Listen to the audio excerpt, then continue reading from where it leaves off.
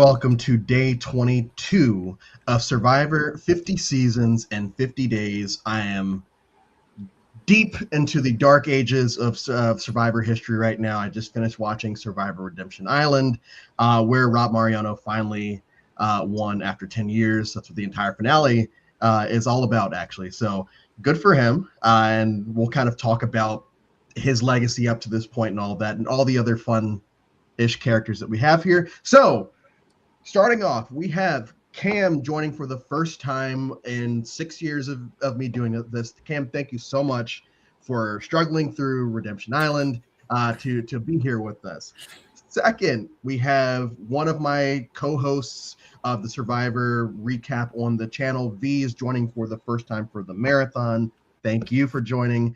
And making a return from 4 years ago, the first time that I did this, which feels like eons ago at this point, we have Travis back to discuss everything dealing with Redemption Island. Travis, I will start with you.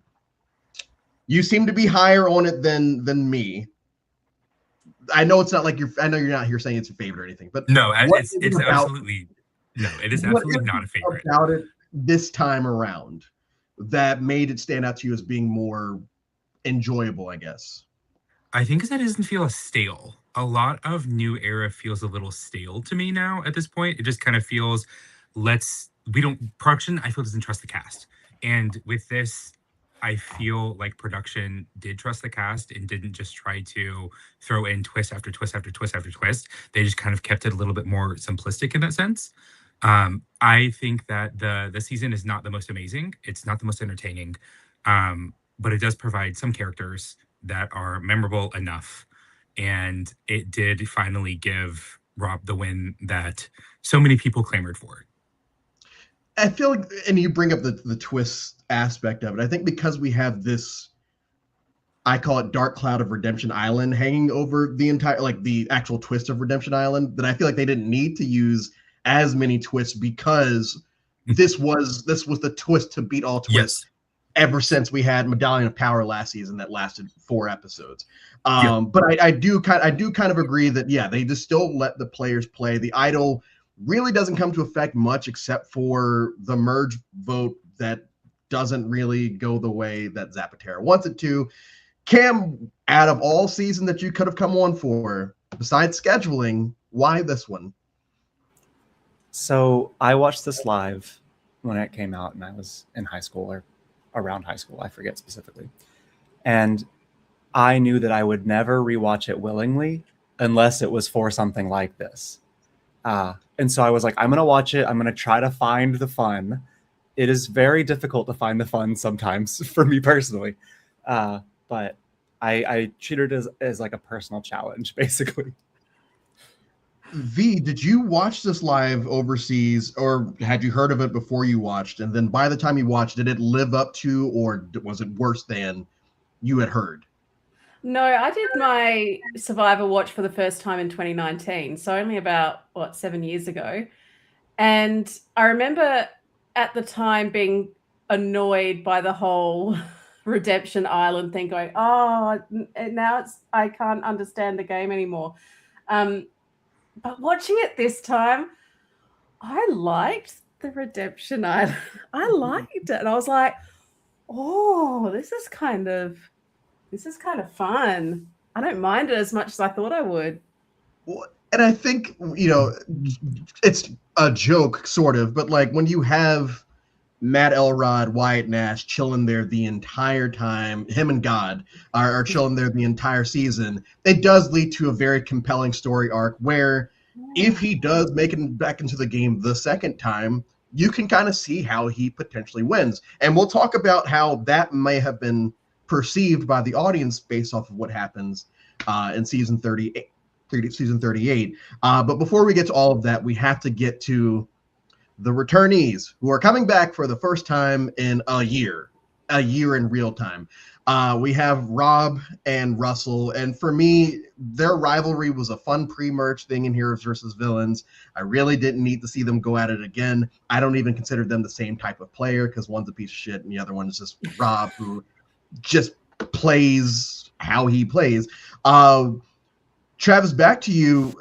did you need a Russell versus Rob, and what are your opinions on them in Survivor history up to this point?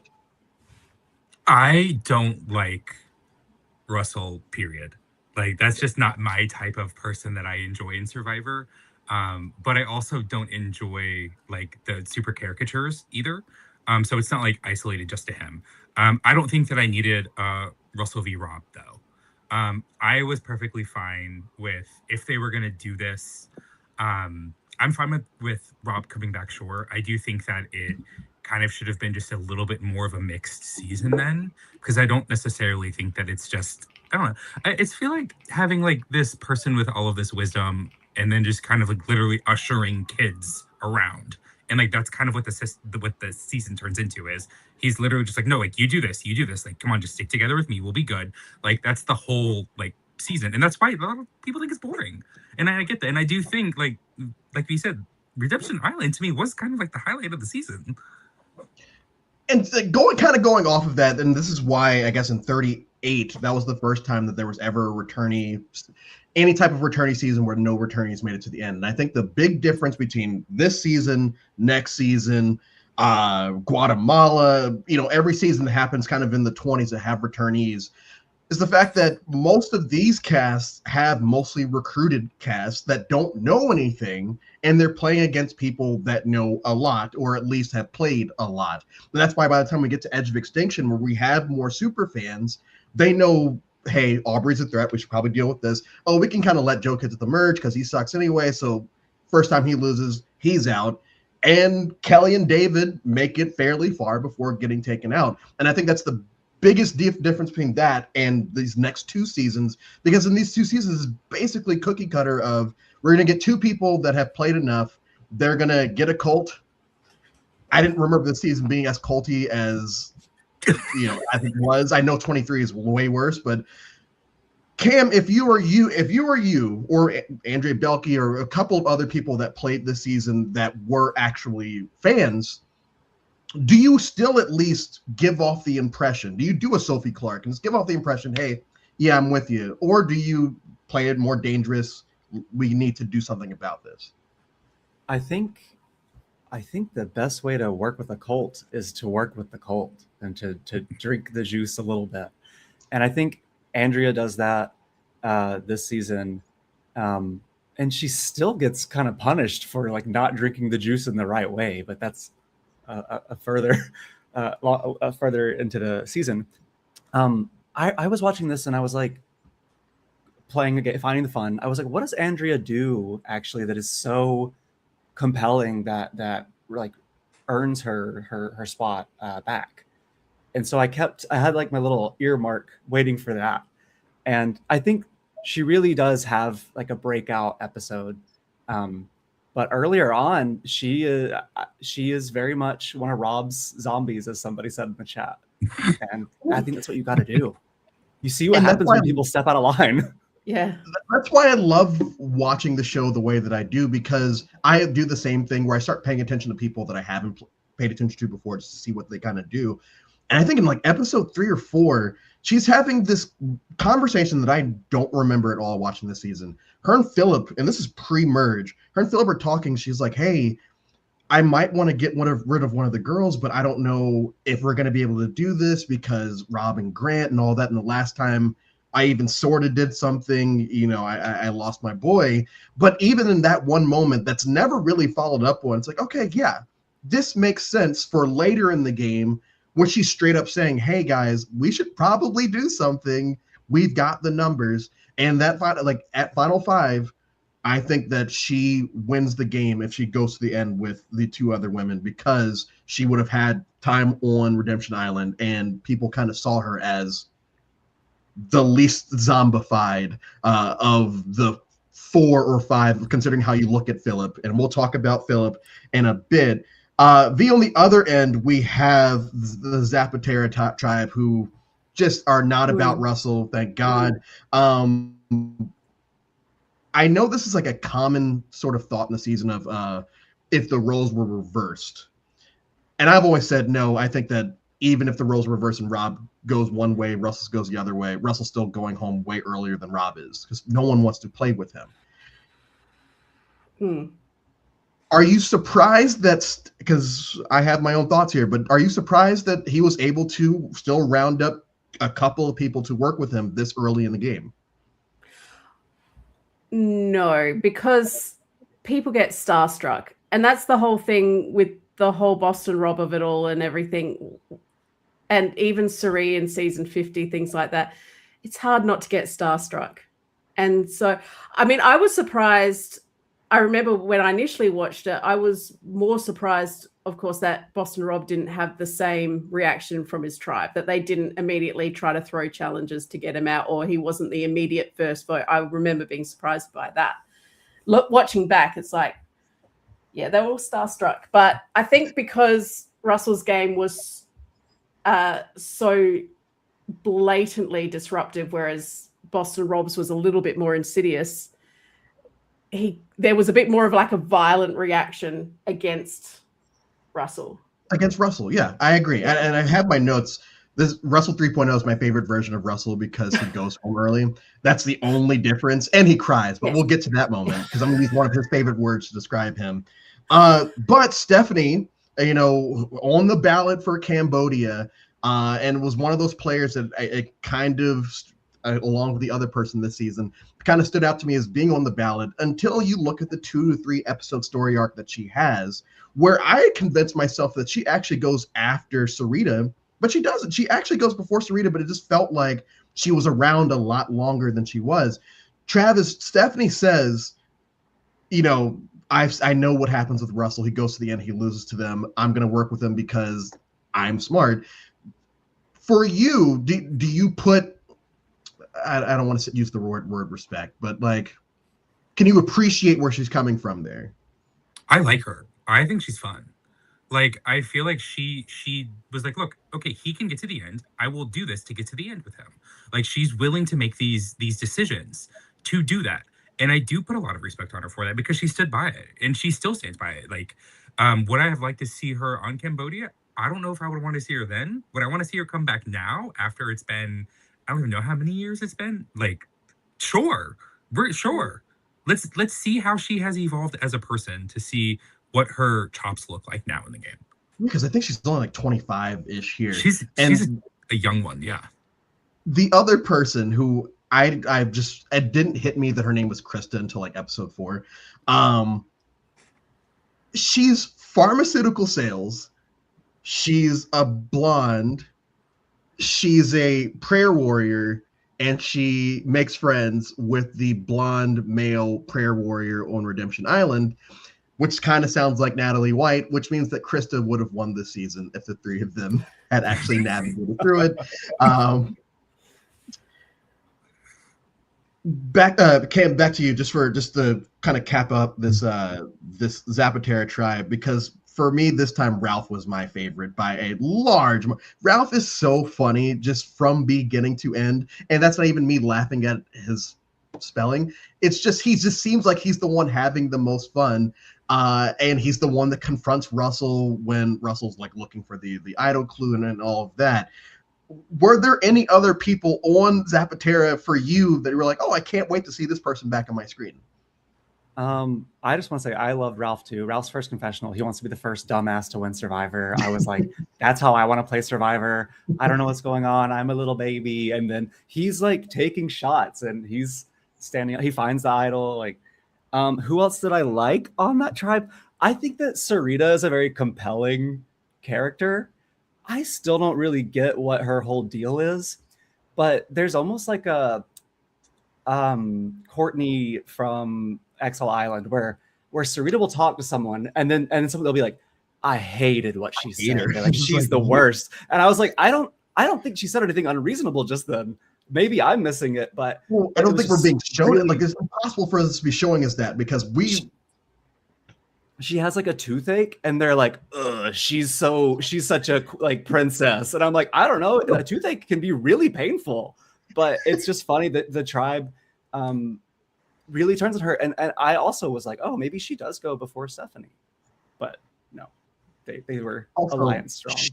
She was hot and Christina was hot. I just want to put that out there because I probably won't get a chance to talk about Christina much. But her and Christina, big MILF energy. Philip Shepard. And I'm going to get everyone's opinions on Philip Shepard.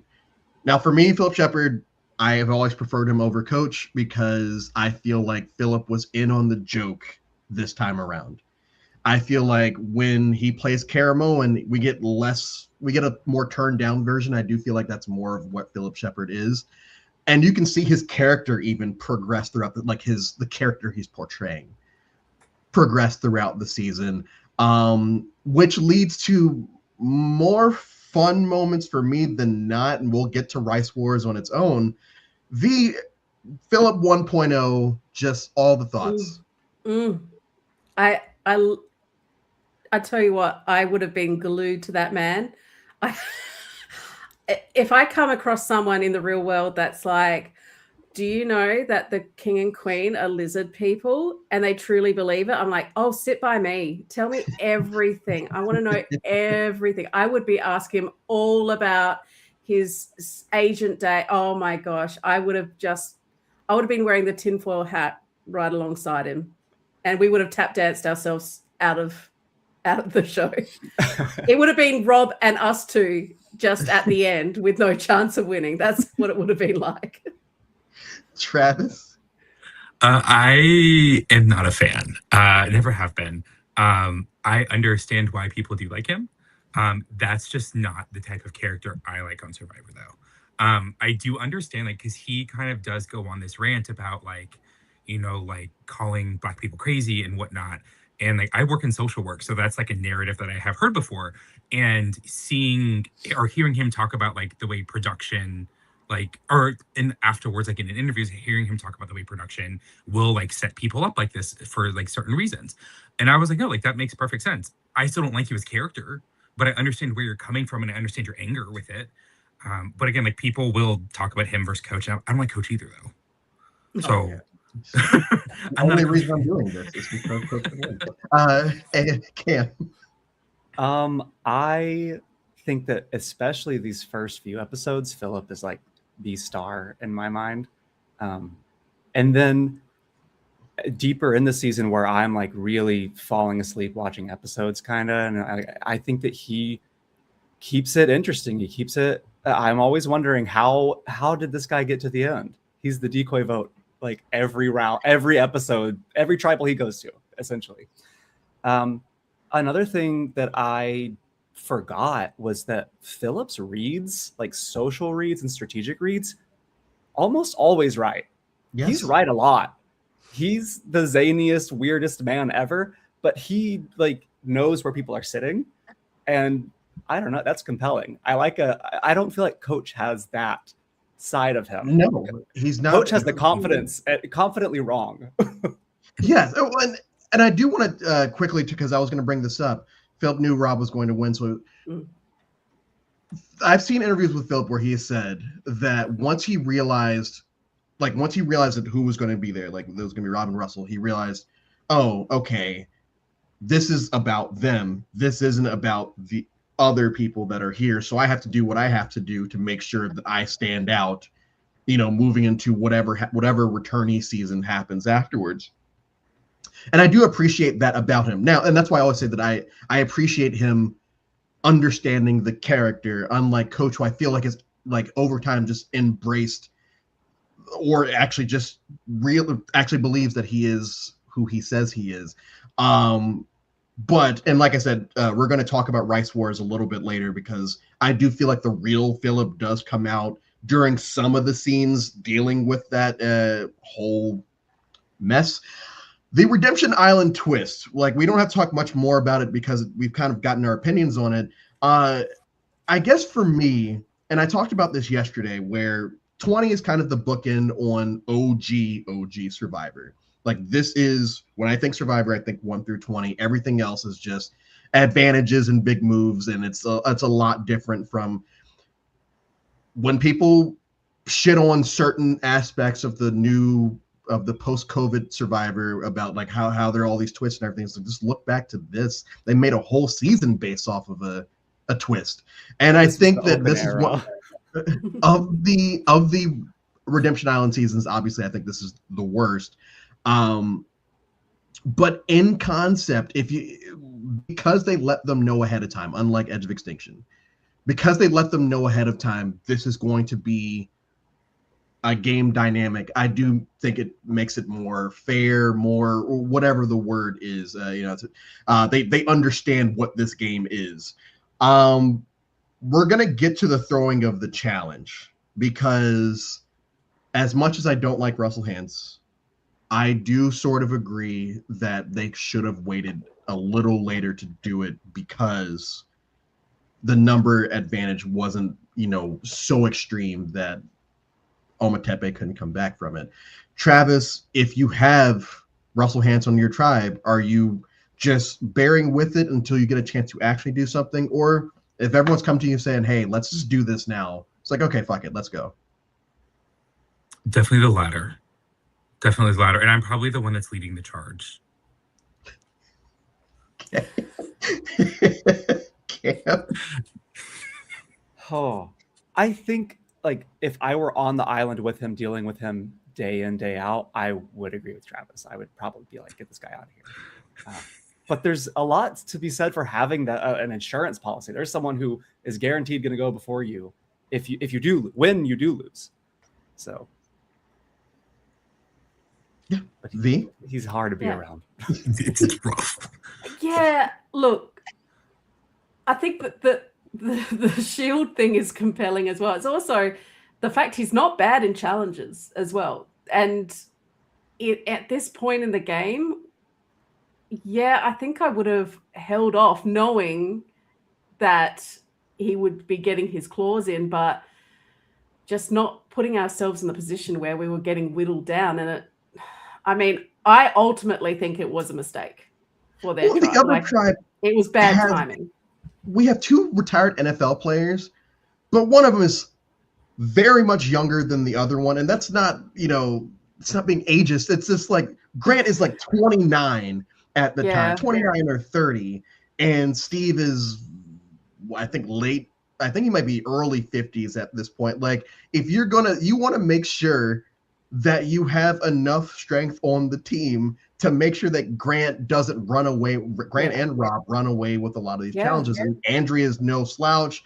I know they get rid of Matt pretty early, but that it sucks because if it was almost any other person, I'd be like, no, let's just nip it in the bud. But let's wait. But because it's him, it's like, but if we wait, then because especially rewatching Heroes vs. Villains the other day, it's like how is this just keep getting to the how are we allowing this to happen? Also, how Heroes this stupid? They know his game. That's the thing. The difference with Samoa and Heroes vs. Villain is that everyone on that tribe knows his game, and so yes, he had his two girls. He did his usual thing. Ralph had the idol, so there's one of his plays out the window. Bad timing. I wouldn't have done it. I wouldn't have been for it. And good on Ralph, actually, because he doesn't tell everyone until after Russell's gone, and he catches votes during the round that they split them on Stephanie and Russell. Russell goes to Redemption Island, but before we talk about what happens there, we also have to talk about the first tribal on the Ometepe tribe, because we get one of our most famous first boots in Francesca, and we get a whole, when I say Redemption Island, I enjoy series episodes of Redemption Island. It's usually the premiere and the merge, and specifically the tribals during the premiere and the merge. Travis, what are your thoughts on Francesca? Because as I was watching it today, it's like I would have rather had Francesca versus Philip in season 23 over coaching Ozzy. Yes. I think she's fun. I think she's fun. I know she's talked about herself like, oh, I'm just not good at Survivor. I don't think that she's not good at Survivor. I think she gets in bad situations. Like, she had this alliance, but she didn't screw over that alliance. Philip was the one that opened his mouth about it. So I feel that if Philip didn't say something, then if she plays the idol, it does change things up then. I don't know how permanent those changes stay, but at least it does something. But I mean, yeah, she's a literal icon. Like that's a character that I'm like, I don't hate this. I like this. This is enjoyable because she's funny and goofy, but she's still trying to do things. Well, and then when Christina comes to her with the idol, like, hey, let's figure out what to do, and Francesca's like, okay, let's just kind of, this is adding to your point of, she understands. I don't think she's a bad Survivor player, and I think especially in Caramoan, she's just, oh, for the lulz, let's just do it again. But like here, she's basically collateral damage because they don't go after the person with the idol, and they're not going after the Mr. Chaos over here. They go after the only other person that's not in the 6-person alliance, and she's the one that has shown through the first hour of the episode that she understands. Like, it's her and Andrea are like the two people that really get what's going on here. And it just kind of sucks that she ends up in this spot. Cam, thoughts on the tribal? I obviously remember the Francesca of it all. I forgot that Philip says my throat is dry and I'm being treated for it, which is the funniest thing anyone could ever say after mispronouncing someone's name. Multiple times. So and then he doubles down on it. He has to double down on it. It's so funny. Yeah, it's like never. It's not. I didn't do anything wrong. It's a medical or something, whatever. I love that. I of the people that I remember from the season, Francesca is obviously one of them. And I think even if she doesn't return, I still remember her because she has such like fun energy. Her confessionals where she's like, I hate this guy, blah, blah, blah. Did I mention I'm in an alliance with him? It's like, what's your Survivor worst nightmare? It's this experience, I think. So in a way, I'm like glad that she has this chance to redeem herself on Redemption Island. Like it's not just immediately game over, but it's hard for it to go much worse. Going off of that, just to stick with you here, do you think this tribal, just because of everything that happens to this tribal, do you think, oh yeah, we need her, we definitely need her back for the next returning season? Do you think it's that tribal that, or do you think there were things that happened off camera that weren't shown to us that were similar to Monica Padilla? It's like we don't see a lot, but what we do see is like, okay, yeah, I can see why. Do you think it's this that brings her back for Caramoan? I think it's the beef between her and Philip for sure helps. They love casting like rivals. That's very like the challenge kind of energy too. It's like, we're going to get two people who already have a dynamic and we're going to make them play again and see what happens. We all know how that went. Yeah. To use one of Russell's favorite words, he loses on Redemption Island and cries like a little bitch. And I love every minute of it. It is, and they play the sad music, and it's like, I can't imagine even what music would you have wanted them to play? I guess circus music.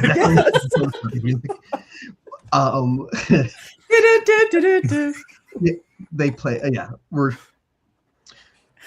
it's supposed to be this big emotional moment. He's putting those little fedora in his eyes, and it's just it feels so, I guess, therapeutic after the last 4 days of watching this man on my screen, knowing that once again I have 2 more days of his nephew coming up over the next week, so that'll be fun. This is the end of the Russell story in America before he he fucks off to Australia and does worse.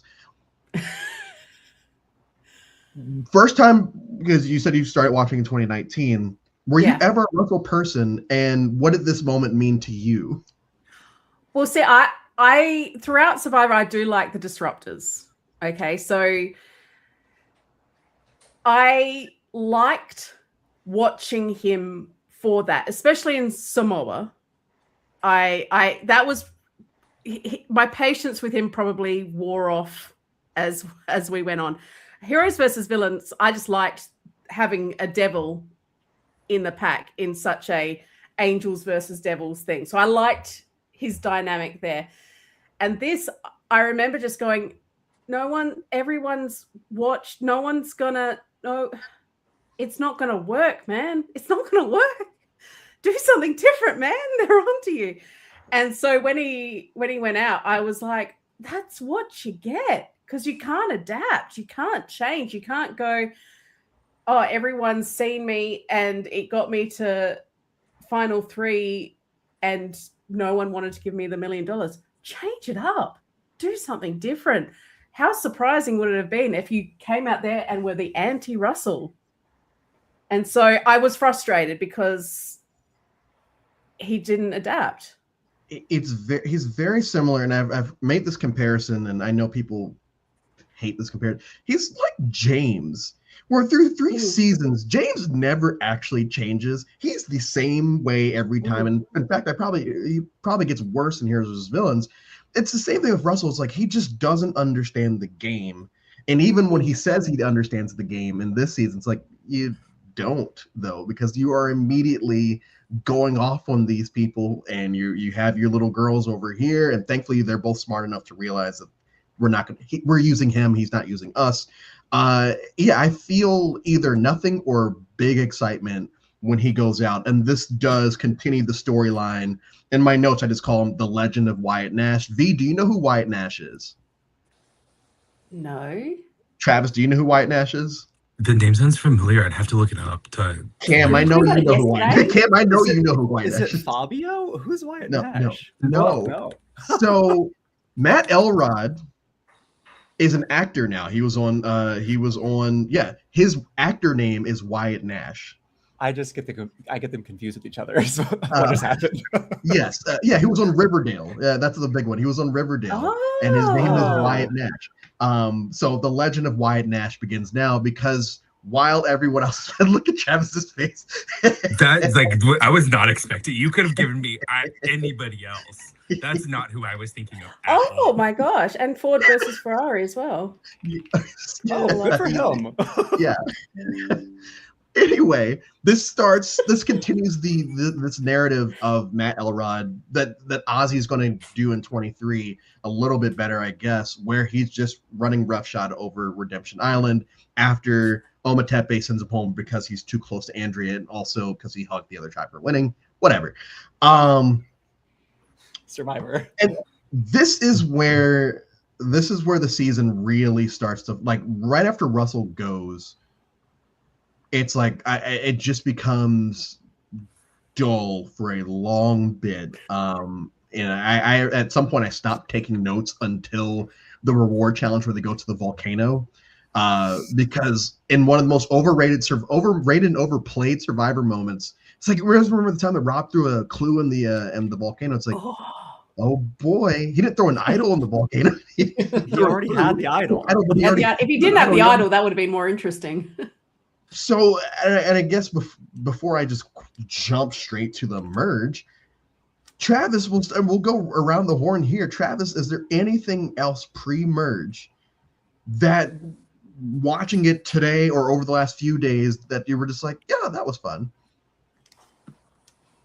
So I liked Francesca. I actually really liked Matt. I know he got a callback. I think it was for Karamoa, and he said he denied it. I don't know if it was because of his TV career that was going on or something. I don't know.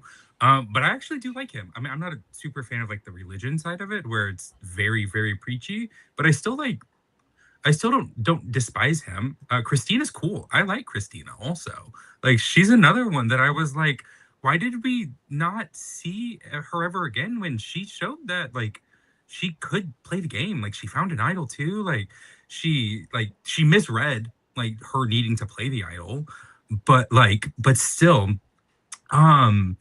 Stephanie, cool. I like Stephanie.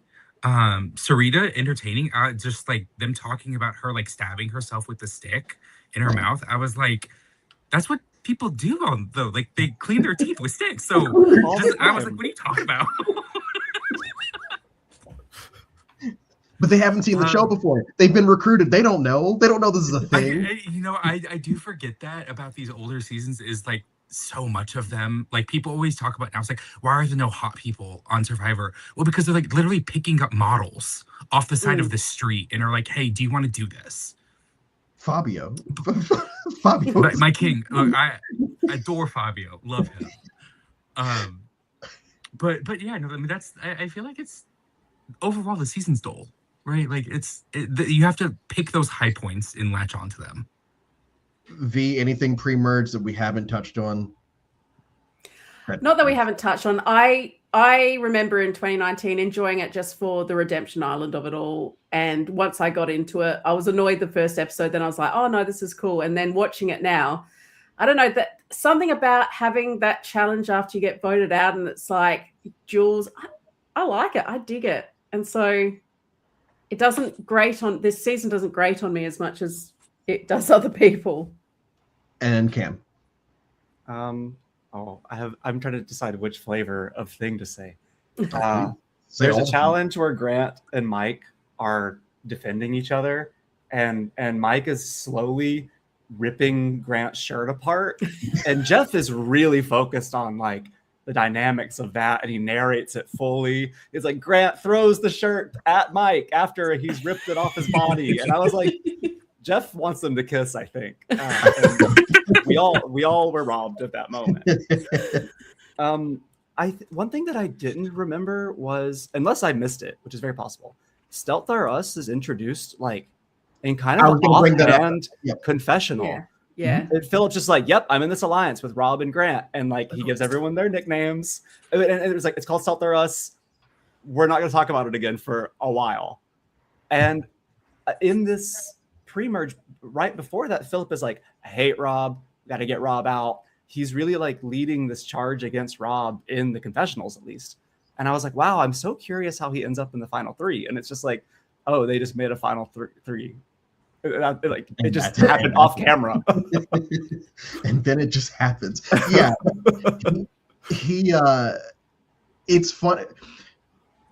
I hate this comparison, and I just came up with this off top. So Jean Robert in China actively says, yeah, I'm going to be as big a dick as possible pre-merge and like, chill out once the merge happens.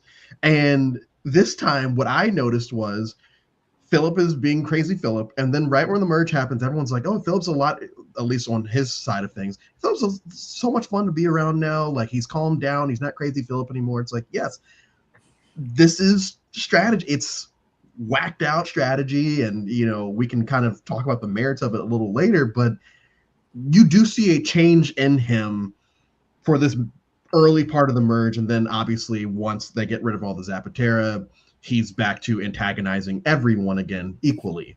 Does anyone have the DVD cover pulled up? If you do, don't say anything.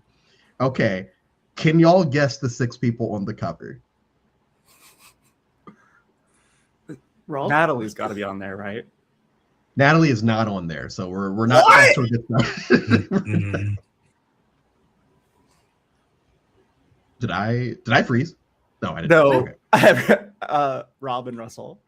Yeah. Rob and Russell are on there. Yes. Philip? I got 2. Philip. Philip?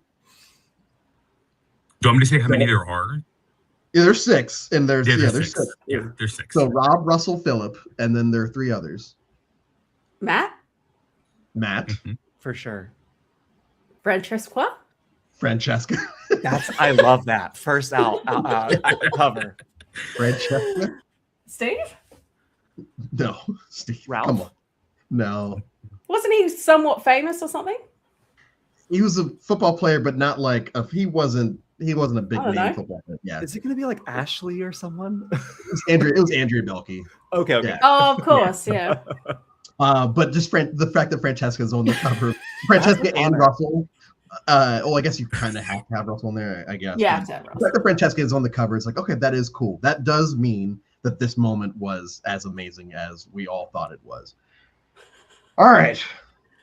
Matt and his relationship with God, Aww. where it just constantly feels like God is abandoning this man at every turn because God's probably tired of Matt He's talking little to him. Job. Please shut the fuck up and go to bed, Matt Elrod. Matt, we get to the merge. Matt wins his way through Redemption Island. And quickly before, well, actually, no, I'll get to that when we get to it later. Matt wins and gets back into the game. And Andrea and him have a conversation about potentially doing something. And Andrea's like, she's hesitant, but not hesitant of like, I don't want to ever go against Rob. It's like, is it the right time? Is it the right time? And I do feel like Matt does have a good idea here. And V, this is where God really screws Matt again, because Matt goes to Rob and basically says, well, I thought about it, and the Lord's leading me in all these directions, and blah blah blah, and just sets off Rob. Matt has to go. Religion aside, do you think this was a bad move to tell Rob this? Because I don't actually think you never go to Rob and say, oh, I'm following directions from someone else. Rob was like, the Lord's not going to win this game. I must win this game. Don't be following instructions from the Lord. Follow instructions from me. So he probably thought, that's why he was a threat. But I didn't mention before, it was the sweetest moment when Andrea and Matt were so close to start off with through their religion. And then Matt gives his Bible to, I can't remember who. Krista. Yeah, Krista. And Andrea's like, they're so close. He gave his Bible to her. I can't trust it. And I don't know. For some reason, that tickled me. I thought that was really sweet. And then she's sort of hesitant from there on in. I can't remember what the question was. Travis, is there merit to Matt telling Rob this? I mean, I think that there's merit in it if you want to make a bad move. Like, sure. Mm-hmm. But I mean, I think, again, that's very him, right? Like, that is something I expect him to do, or his archetype of character to do. I expect that to happen. But I mean, I still like him. Like, he's not. Oh, yeah. This is not me motherfucking him or anything. I still enjoy him. Like, he's someone, again, I would like to see what he could do now, how he has grown up as a person, just to see what his mindset would be. I'm, like, kind of surprised he never, like, did anything else on reality TV, though. Like, where was his call for the challenge back when, like, that was going on? Like, instead of doing TV shows, I guess he became Wyatt Matt. Yeah, that probably could have been his jumping off point, was this show then. That was how people found him. The other person, Cam, that at least for the merge episode shows that they are trying to do something is Mike. When I think this might be the only time we talk about Mike today. Mike is a Marine, and that's really all I remember about him every time I watch this season. But in this merge episode, he does try to get Andrea and Matt to hop over with the Zapatera tribe and pull a fast one on Ometepe, and ultimately it doesn't pan out because of what Matt does. David Murphy is, I feel like, just overly pretentious with a lot of the stuff he says this season. But when he says that was a brilliant move, now getting to the merge tribal, yes, I agree. It was a brilliant move. Cam, thoughts on that merge boot, everything surrounding it. What do you consider this to potentially be Rob's best move in his 5 seasons of Survivor? In his 5 seasons, that's hard for me to. I haven't been watching all of them as much as you have lately. So there's probably something that I'm forgetting. I think it's a really inspired move, and he's viewing Matt and Andrea as a 2 that could flip. So if you get rid of Matt, now you have Andrea who's scared that of what could happen, so she's going to come back to you. So instead of having 2 that can go, you just lose 1, and then you still have like a very large majority over the other tribe. Rob's not worried about Grant. Grant has given Rob every clue to every idol that he's found so far. So Grant's good. I wanted to say I think Mike tried to make the best move of his Survivor career, but he made the mistake of reading the Bible with Matt in front of Rob. Yeah. And they were too obviously bonding, and that was like, oh, now Matt has Andrea and Mike. Like, no, this is bad news. Oh yeah, Rob's like, I go to church every Sunday, and I still just don't understand what's going on here. I don't want anyone bonding over anything. Is one of his lines. I don't want anyone bonding over anything. And it's like, yeah, if you are a control freak and are not crazy Russell Hantz, where you try to like shame people for it, you just just vote them out. That's the one thing that Rob does really well in the season is we're not at least not shown. He's not antagonizing people almost at all. He just votes them out. And when mess starts happening, he just kind of sits and lets it happen. He doesn't assert himself into any type of situation that might turn off someone to voting for him. And I feel like because Phil and Ralph had such a tight relationship, apparently, even though we're not showing it on screen, I don't think it was a vote against Rob. I thought that vote for Phil for File was a legitimate vote to win the game. This is obviously where the merge turns into just I couldn't nap because I knew that if I napped, I was going to get up and not want to watch the rest. So I just got out of, I kept taking little walks around my house just to like keep myself going. The buddy system is implemented. We have 2 double boot episodes, and I don't remember there being a second one. I thought it was just one, and it was just this. We get 2, and it still feels like the longest set of 4 episodes that we get ever. But the buddy system is implemented. Rob is basically saying, hey, we can't talk to anyone, and everyone is buying. As much as they give Natalie shit for it during Final Tribal, everyone was doing it. So that's always bothered me about Ashley and Grant specifically. It's like, no, you guys are all doing the same shit. Then we get to Rice Wars. Now, Philip is being shown to be an antagonist to the Zapatera tribe. A feather came down, and he's saying that the Ometepe people are going to take care of the rest of the Zaps, as he calls them. Rice Wars. I know this is a touchy subject, so we'll just say how we feel, and that's. I understand where both people were coming from because to that point, it does seem like Philip has done a lot that would warrant a crazy. I feel like it would warrant a crazy. Now, where I think what actually sets him off, you see that kind of switch go off between Philip the character and Philip the person. I think when he starts saying, that's whenever this in the real world and this, that, and the other, it's like, okay, something else had to have happened right here to set him off to make the switch go off. And then that's when the N-word gets brought up and everyone's kind of reacting to that. What I guess I don't like, but it's funny because everyone continues to call Phil crazy in their confessionals afterwards and in their voting confessionals. And before we get to the tribal portion of it, Travis, coming from your line of work, this is a tough spot for all parties involved, right? Yeah, no, I think it's a tough spot for everyone involved because, like, I understand where both people are coming from. You have people who are like, I'm not going to help you. Why would I help you? And then another person is like, no, like, this is a lived experience that I've had and I don't feel understood. I don't feel heard. Nobody's listening to what I'm saying.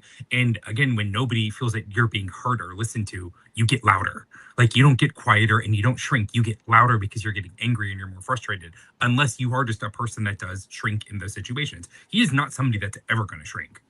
And I think that it is, like, you understand where both sides are coming from. I do think that it's a little bit messy on the editors themselves to continue to keep those, like, that language. If he's saying, I don't want to be referred to this, for you to continue to do that. And I think that was, like, something that he said about whenever he would go back again, is he didn't want that type of edit to happen to him. And I mean, they were like, yeah, sure, absolutely. Well, whatever, just sign on the dotted line for us. Just do it. We'll listen. We'll even bring Francesca back. Like, yeah, don't worry. Yeah. So I mean, like, I get it. Like, I understand it. And also too, like, is it just him and Francesca? The only 2 Black people, right? On this cast, yeah. Right? Yeah. So, like, again, you before already Survivor feel... was woke.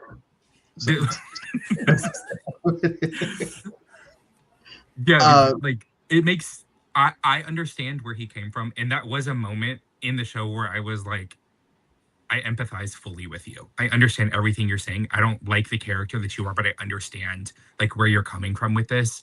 And it is a very touchy situation for a lot of people. And then, I mean, again, they're still continuing to refer to him as it. And it's like, I feel that's a little bit more on production side of it that could have changed a little bit. Yeah. Especially because, like, I know we brought up the comparison about Coach before. Like, Coach is not self-aware at all, ever. And at least Philip, like, he did read the room. He was able to point stuff out. And it's like you're gonna give one person like the full-blown clown at it, essentially, of like being that type of person. But then you're not gonna do really the same thing for a beloved like I just didn't It like, just feels like it there's needs a to rub the wrong disconnect way. in the moment. Like Yeah. we've never seen him like that. We've seen him as the fool, and we've seen him as the quiet strategist. And so this kind of comes out of left field where he's just so overly, and that's what I'm saying. I feel like there's obviously something that they are just not. V, I know culturally it's a lot different, maybe over there, but watching this scene specifically in 2019, did you did you get it? Did you understand what was kind of happening?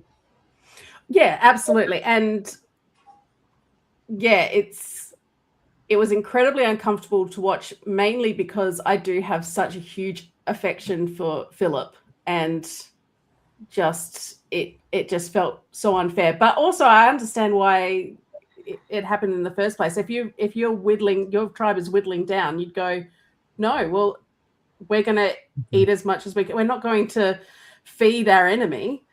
So it was just really uncomfortable. But, you know, I'll defend Philip till the end of times, just because I just want to be on Stealth R Us, really.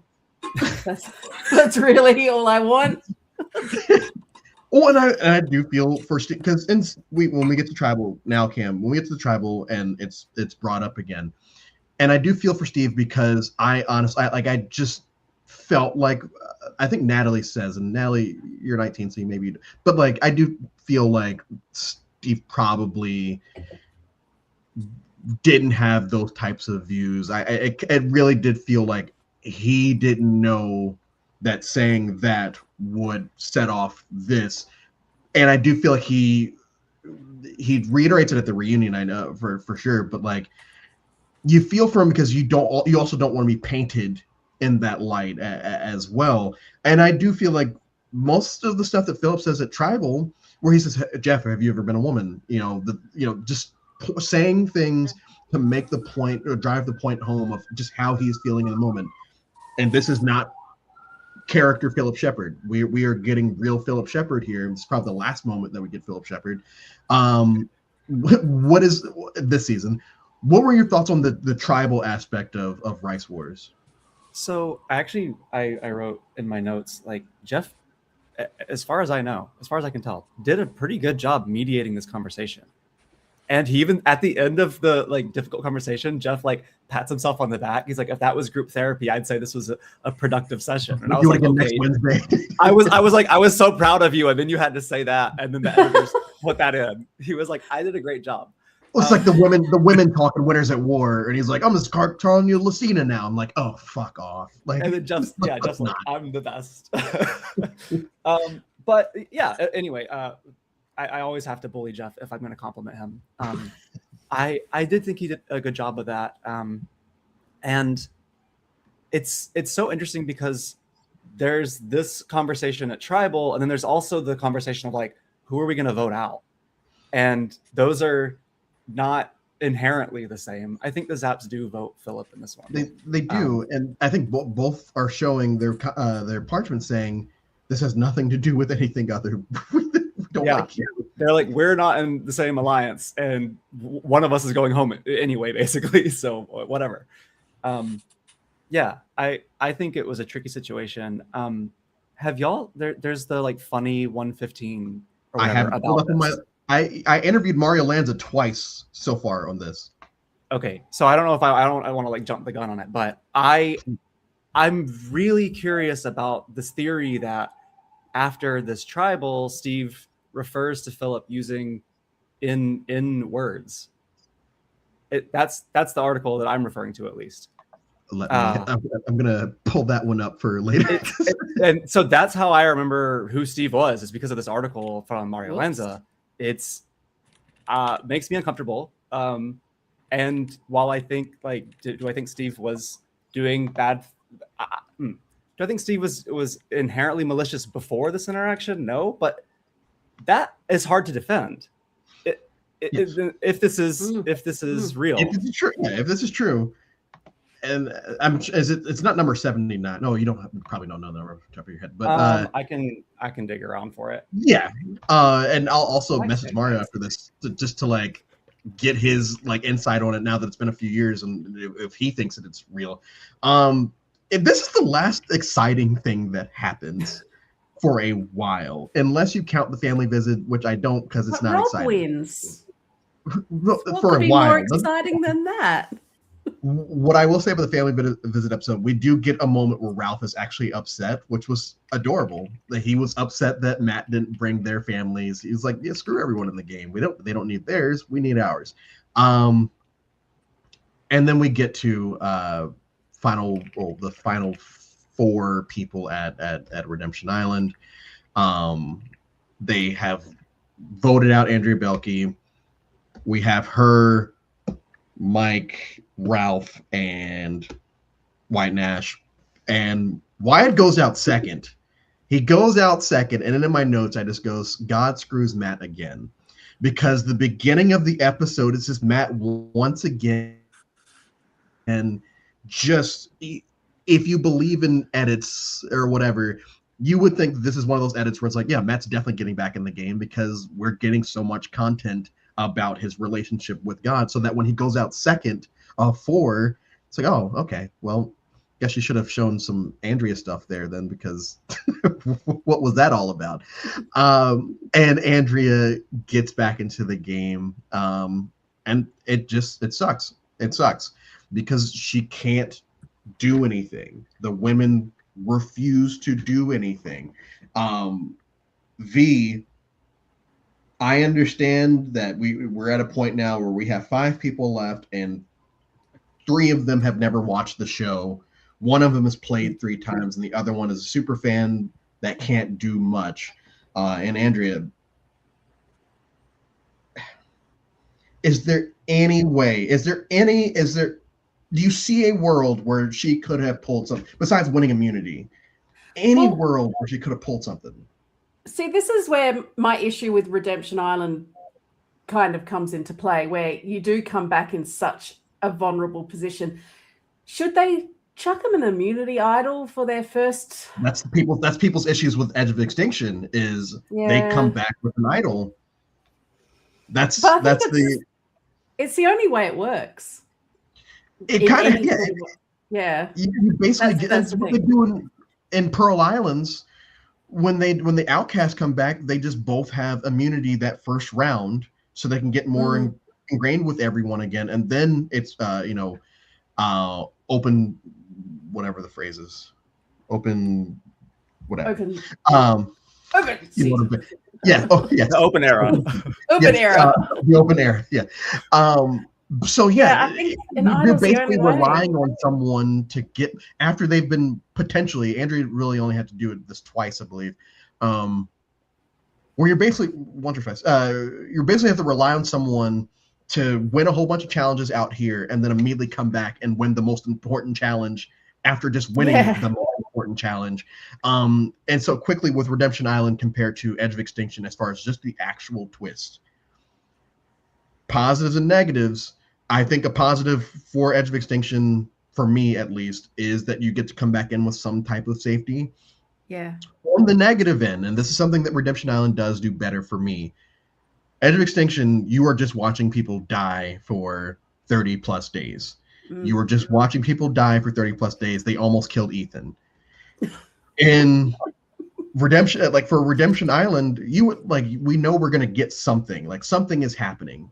There are people who are eliminated still. We're still seeing the game being played, I guess. Where I know the social game is still being played on Edge of Extinction, but they don't show us that because they don't think that it matters. Just once again, around the horn, Travis, just as far as themes, Edge of Extinction or Redemption Island? Because they both have 2 people coming back around the same time. I I guess Edge of Extinction. I like Chris Underwood more than I like Boston Rob.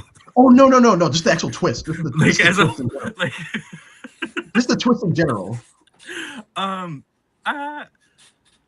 I guess I feel tied more to Edge of Extinction, just seeing so many people that I did care about, like there.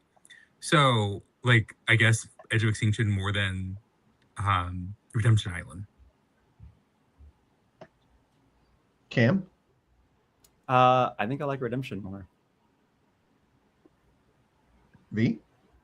Yeah, Redemption. Well, and now we're talking about it. Would have been fun to have Redemption Island on Winners at War instead of Edge of Extinction. That would have been fun to see them duel. I don't hate that. Probably would change my opinion fully too. Like if they did that Mm. instead, like yeah. I think I when don't you've got hate that so at all. many people, you sort of go, well, they're not all coming back, so you sort of don't want to get as attached. But with the duels going on all the time, I think it's a lot more dynamic. And yeah, now I'd love to have seen that in Winners at War. That would have been Mhm. fun. Well, and also when we hit the jury stage in Edge of Extinction, we're just seeing people look like shit on the jury, which one of my favorite parts of it is. You get to see them all dressed up and dolled up. And there it's just like, oh man, these people still look like death. And then they have to go back to that death after they leave tribal here. So Andrea goes out again. I forgot to mention, so did Grant, but Grant has dreads and he is ambiguous with his race. So in my notes, I put another non-black person with dreads. So just in case, because we've got a lot. How many is it now? I think we're up to 6. Is that counting Fabio? Is that counting Fabio? No. For when he gets Neonkas. Oh no! I of course I haven't written them down, but I think the most recent one would be Kelly and Samoa before like going into this season. Andrea goes home again. The women are not trying to even though Ashley is starting to show herself to be the threat and has won back-to-back immunities at this point. They still decide to go, and at this point it should set off a trigger. I understand that Natalie is 19 and has never seen the show. I get it. I do.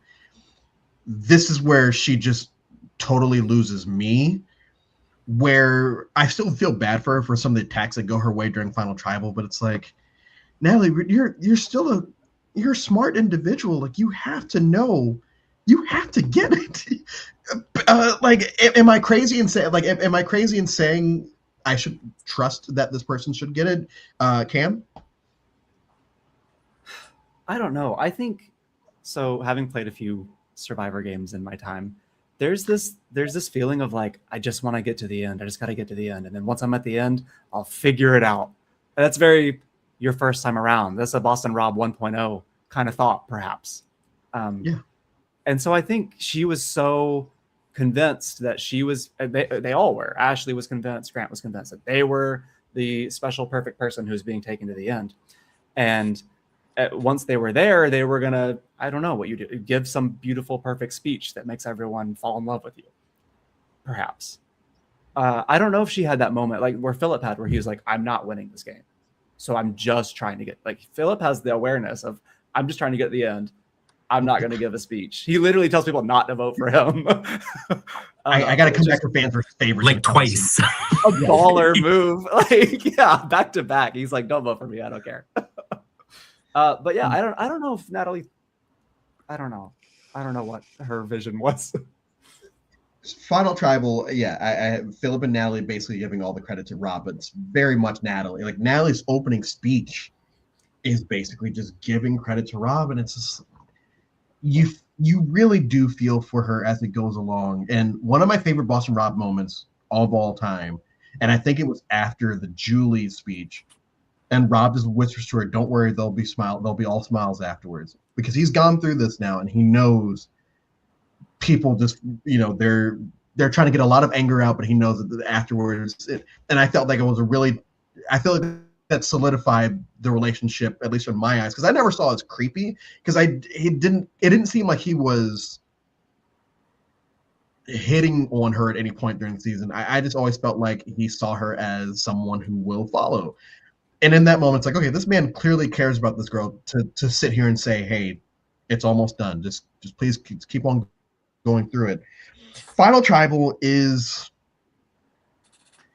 probably the fifth time that I've had to sit on a pedestal and say, when people say seasons like Samoa or Korong or anything like that, bitter jury. It's like, you haven't seen Vanuatu, you haven't seen Fiji, you haven't seen this, because these people are pissed off at basically all three of them. Yeah.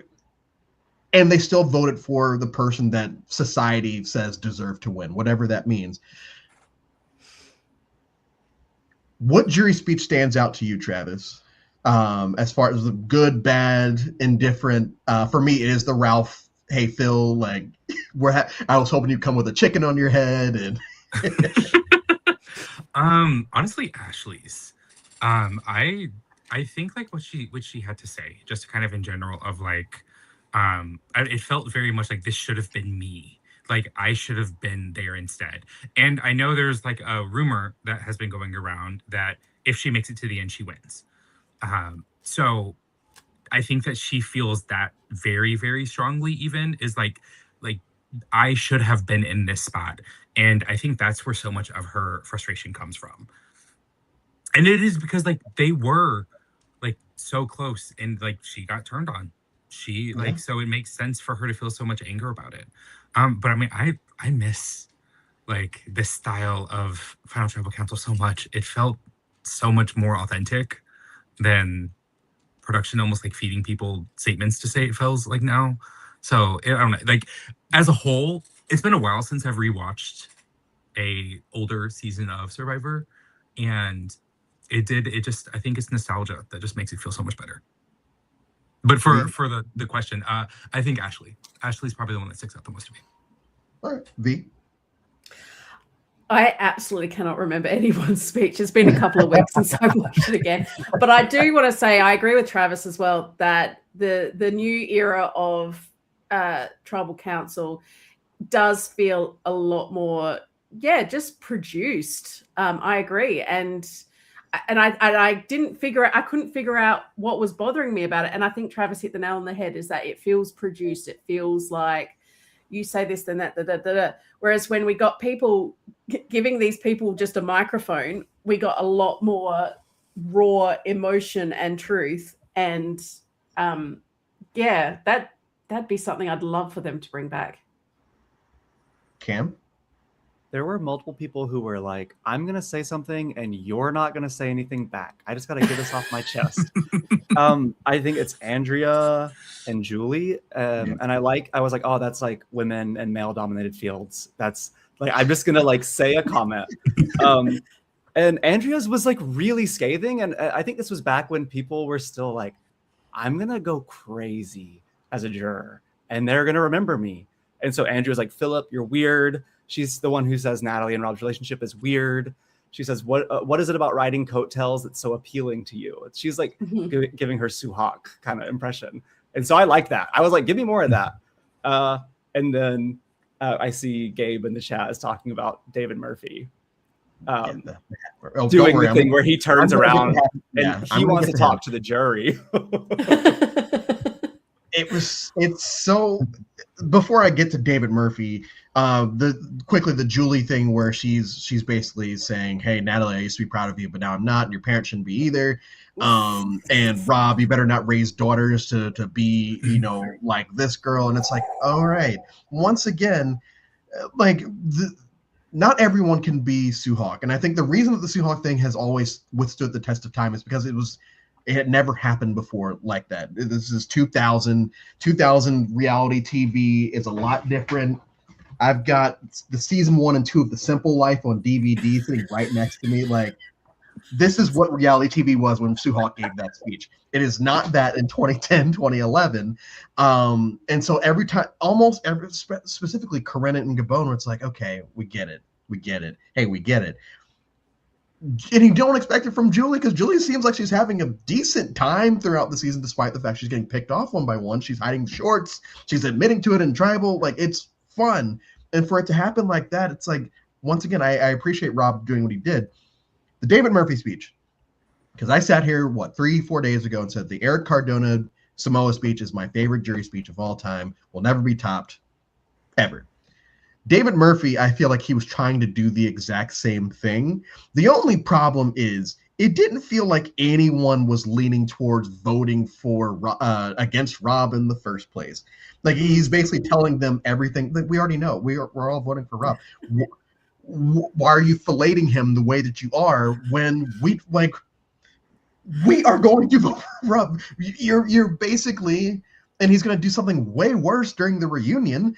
But it's just embarrassing. And like I said earlier, the season he comes off as very pretentious anyway. It's the way he talks. But here it's like it's this peak David Murphy pretentiousness. And I texted one of my friends earlier, how has he pulled at least 2 smoke shows in his life? And it must be something, because it has to be something. Travis, thoughts on the David Murphy speech? Look, I think that it was like paying way too much of an homage to Natalie White winning. I love her. Like that is so anytime I get to reference her, I always will. But look, it was definitely, I think, like, what's the expression, like reheating somebody's nachos, right? Like that, it is that. Before we went live, me and Travis were like, before everyone started popping in, me and Travis were quickly talking about some of the bad pre-COVID seasons compared to post-COVID seasons. And for me, and especially watching them, the way that I do, I've always appreciated certain post-COVID seasons, just like I've appreciated certain pre-COVID seasons. It's always felt weird to me, at least, when people say, oh, Redemption Island, Nicaragua, and Thailand, or all these seasons are so much better than we get in the new era. It's like, but based off what? And I want to like get y'all's opinion on if you think that's true, and if you can make a comparison, please do. But for me, it's like, yeah, I would still take 46, or not 46, 42, 45, 40, the few of those over this season specifically, tomorrow's season, Nicaragua, Worlds Apart, those types. Because at the end of the day, I would rather, cookie cutter, same thing happens over and over again than wanting to take a nap and can't because I know I'm going to get up and hate watch the rest of it. Watching a cult tomorrow, watching whatever Thailand was. Travis, we'll start with you, and we'll once again go around the horn. What are your feelings on pre versus post COVID Survivor? And are you an individual that thinks that nothing post COVID can ever top anything that's happened pre COVID? I don't think that at all. I think that there are aspects of it that can touch it. I think from an overall season perspective, though, I will care more about the winner in New Era than I do about the season in New Era. I feel that a lot of times in New Era, the production does not trust their cast. They cast people and then do not let the cast do the things that would get them to the end. They feel they have to keep on trying to be inventive while still being extraordinarily stale. Like, I know I had said it before to you before we went live, but I believe it was Carson had 3D printed puzzles from the seasons because he was like, they're not changing these. Let me just learn how to do them. So it's like that level of stale, but still trying to reinvent things. And the casting, I feel I don't love a lot of the people that they get for casting. I feel like a lot of times it's people who want that returning season, people who want to make a name and then go do something else in reality TV instead of, okay, I'm here to play Survivor. And I'm here to get this. About? Anyone in specific?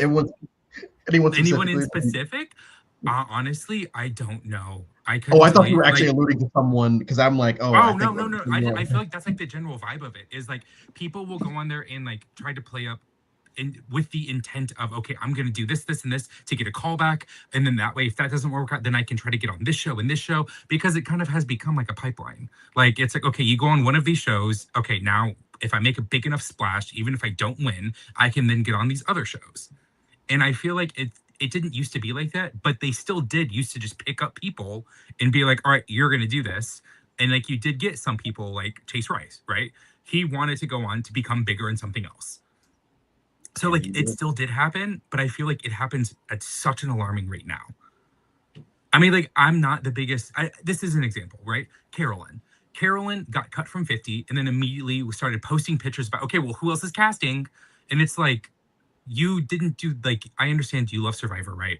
And now you're trying to get on and do other things. I actually really enjoy her as a character. That's the kind of kooky character that I really enjoy, because to me, she still shows like awareness and she is smart.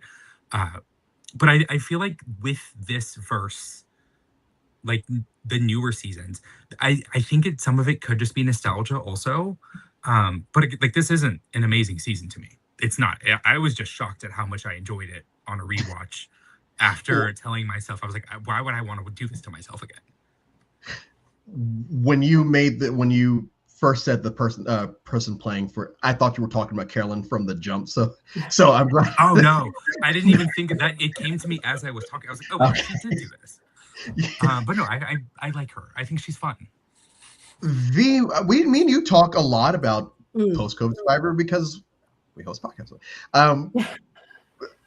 For you, especially someone that started watching later, is there a pre versus, like, or is this all just been one long thing because you started watching in 2019? So you only really had a year gap where you were like, you didn't know. Does this question make sense? Yes. Well, actually, it's interesting because post-COVID was actually, maybe it was season 40. When is it? Well, was the first season that I watched up to date. Up until then, I spent 2019 basically. I was home with a new baby and I watched everything up until then. So season 40 was the first season that I actually watched week to week.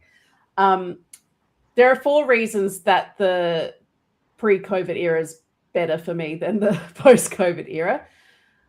And I know production can't do anything about, well, they choose not to, changing locations. And I do understand that. I absolutely understand why they don't, but still. No themes. I love a theme. Give me a theme. I need a theme. Losing votes. Can't do with that. And there was one other. But yeah, it's, to me, the 40s all run into each other because there's, for me, in terms of the overall, in terms of the overall production of it, it's missing the imagination, I think. And all that imagination's been putting in twist, and not in, let's put all the old people on one tribe and young people on another tribe. Let's do loved ones. Let's do, and also no returning seasons. And like, yes, I know it's only been 10 seasons, but still, I love a returning season, even if it's just a couple that we ever had that one. So like, we had Bruce. So I feel like if you're going to strip it back the way they kind of did in 40, you need to remove some of the twists and just watch that. If you want to go like, this is just Survivor, watch that gameplay. But like we've said, they didn't trust the cast to just cook. You know, it just, everything had to be have this. And so for me, pre-41 is always more enjoyable for me. And I'd take Redemption Island over just, I don't know, 46, 47 any day. Okay. That hurts, but okay. And Cam. I think I'll add another Oh my God. my new era. I'm more on your side than you think, I think.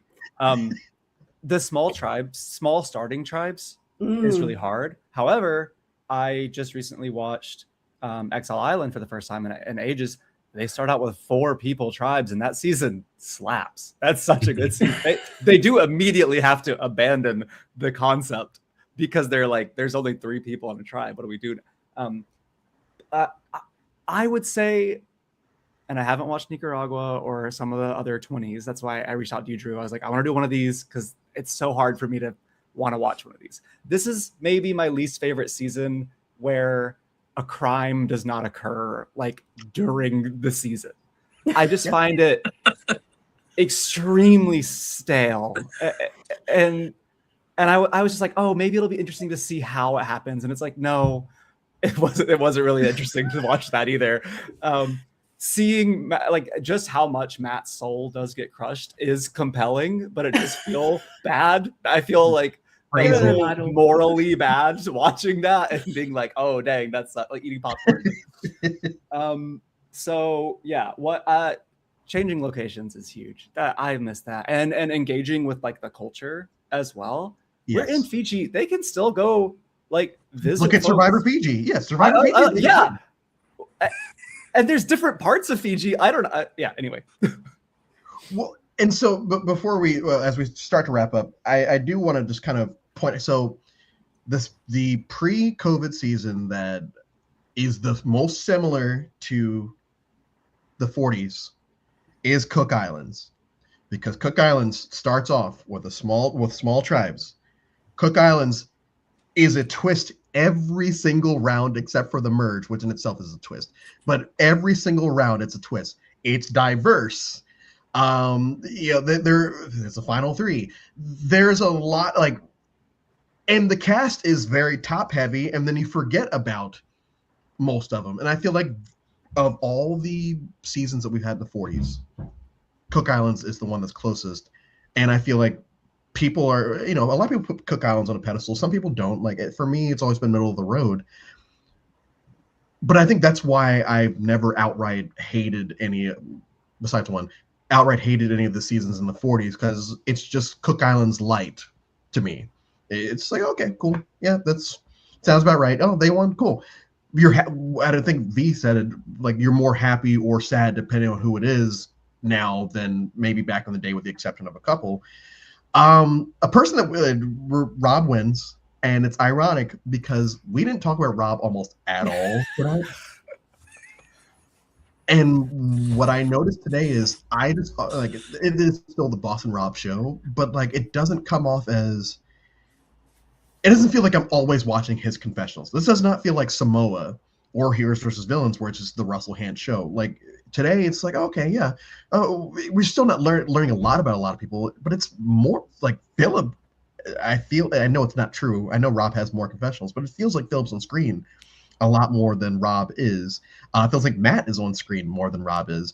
But yeah, I didn't feel overwhelmed with the Boston Robness of the season this time around. It just kind of felt like, oh yeah, he's there, and I know he's going to win, and he can sit over here because I'm watching all this other stuff. And it's only really annoying during the he's carrying his family on his back challenge, where it's like, okay, Jeff, we get it. Rob ultimately wins. File gets one vote from Ralph. David Murphy proposes to Carolina before he cheats on her with Alicia from One World. That's for a story for a couple days from now. Travis, final thoughts on Survivor Redemption Island? I think it's fine. I don't think it's I think it's fun when you've taken, I think, a 7-year break. Like, I don't think I've seen it in like 7 years, maybe. So I think it's like fine. I think if Rob was going to ever win, he had to have this setup. If he was ever going to win, he had to have this. Honestly, I think the cast is a little bit more memorable than I thought after I watched it again. Yeah. And I think that there's a lot more highlights than, I think Rob, like, he is the star of the show, but I think that there are other people to come from this that I'm surprised you haven't been asked back yet. Or if you were, like, why did you deny, and why did you not end up coming back at a later point or something?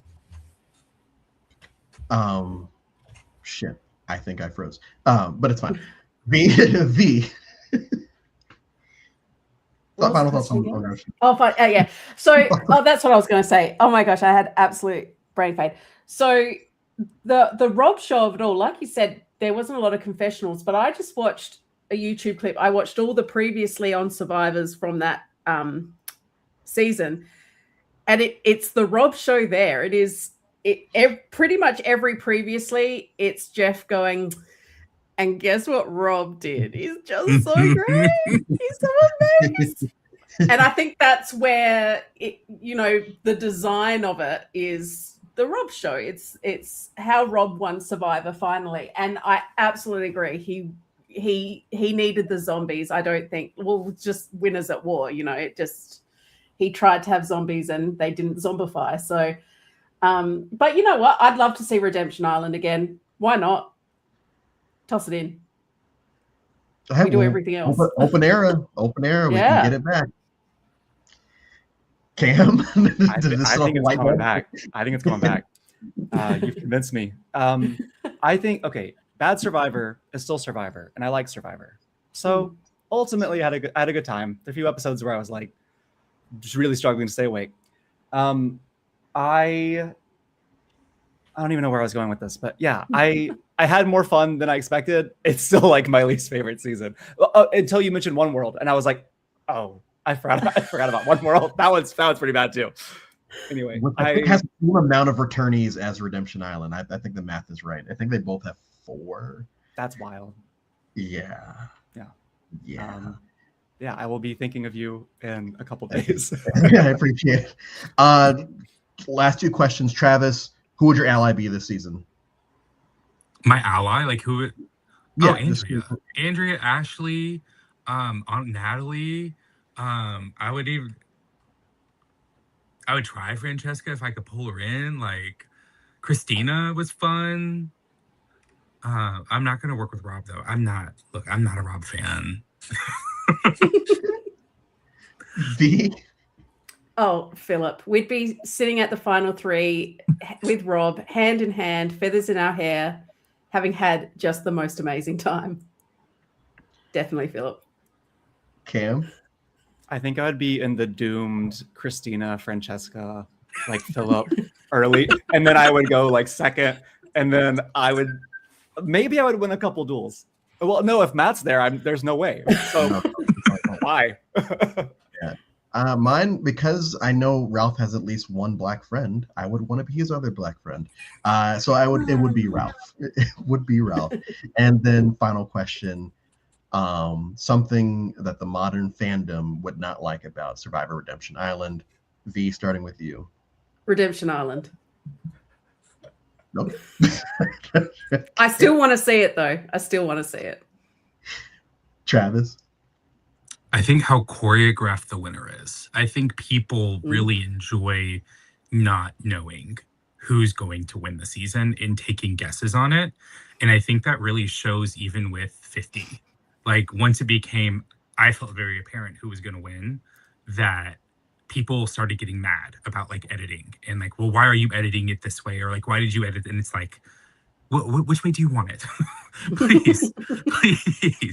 But I think that this is like from the very beginning, you can tell who's going to win, like the direction that this is going. And Kim? A full-on old school pagonging, I think it can be really tough. For the first time since Thailand. I think this is the first actual pagonging since Thailand, if you don't count Matt as a Ometepe.